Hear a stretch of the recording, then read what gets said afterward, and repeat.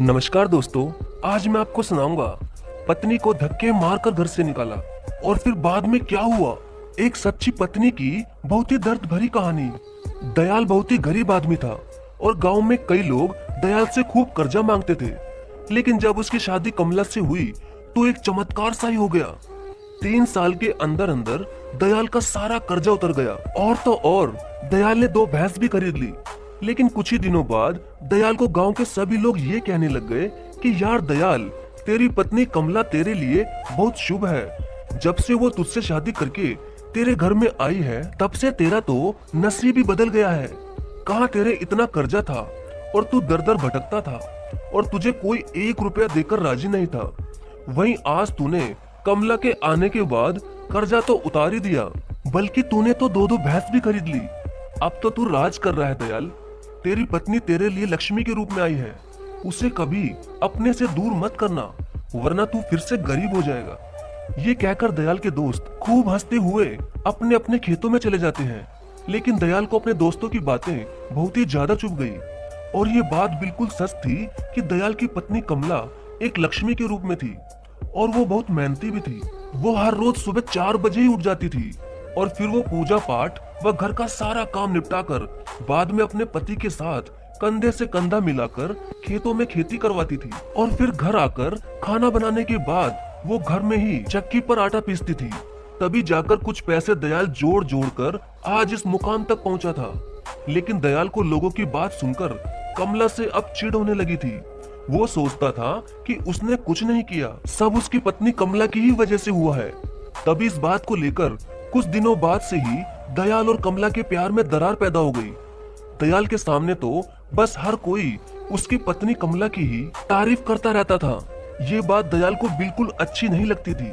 तभी एक दिन दयाल ने अपनी पत्नी को खूब मारा और कहा कि निकल जाओ मेरे घर से। गांव वाले तो बस तुम्हारी ही तारीफ करते रहते हैं, जैसे मैंने तो कुछ किया ही नहीं। तुम तो लक्ष्मी हो ना। अब मैं भी देखता हूँ तुम्हारे इस घर से निकलने के बाद मेरा नसीब अच्छा होगा या खराब होगा। लेकिन कमला अपने पति दयाल के आगे खूब रोती हुई हाथ जोड़कर ये कहती है कि आप दुनिया की बातों को मत मानो, वो भड़काते हैं और तुम भड़क जाते हो। मैं कोई लक्ष्मी नहीं हूँ, मैं तो बस तुम्हारी पत्नी हूँ दयाल, और मैं इस घर से नहीं जाऊंगी। लेकिन दयाल ने उसकी एक ना सुनी और वो उसे खूब मारता हुआ अपने घर से धक्का देकर निकाल देता है। तो मजबूरी में दयाल की पत्नी को घर से जाना ही पड़ता है। अब दयाल अकेला था और वो घर के व खेतों के काम खुद ही करने लगा। लेकिन कुछ ही दिनों में जब वो सारा काम नहीं संभाल पा रहा था तो उसने एक खाना बनाने वाली रख ली। लेकिन वो खाना बनाने वाली औरत बहुत तेज थी और वो रोज ही घर में से कुछ न कुछ चुरा कर ले जाती थी। ऐसा करते हुए उसे कई दिन हो गए थे। तभी एक दिन दयाल रात को शराब पीकर आ गया और वो बिना खाना खाए ही सीधा अपने कमरे में जाकर सो गया।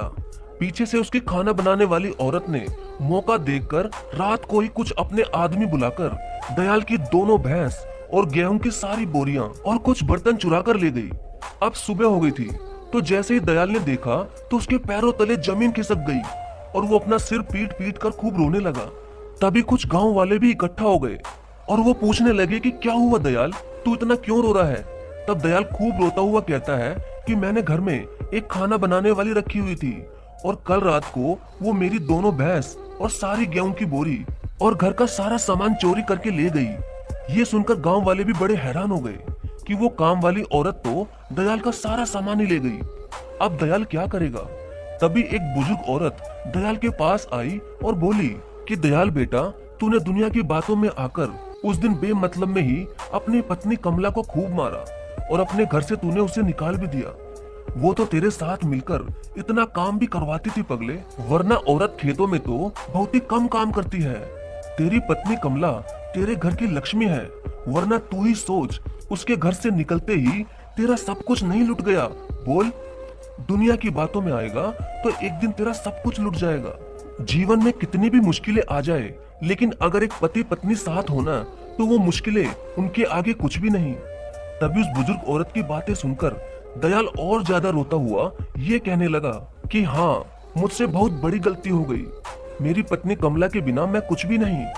उसने हमेशा ही मेरा साथ दिया है और कई बार तो खेती करते समय मैं थक कर बैठ जाता था, मगर मेरी पत्नी हमेशा ही काम में ही लगी रहती थी। लेकिन मैंने क्यों गांव वालों की बातों में आकर मेरी प्यारी कमला को धक्के मारकर घर से निकाल दिया था।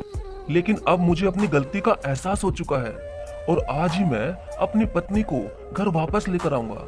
तभी दयाल फटाफट अपनी पत्नी को घर वापस लेकर आ गया।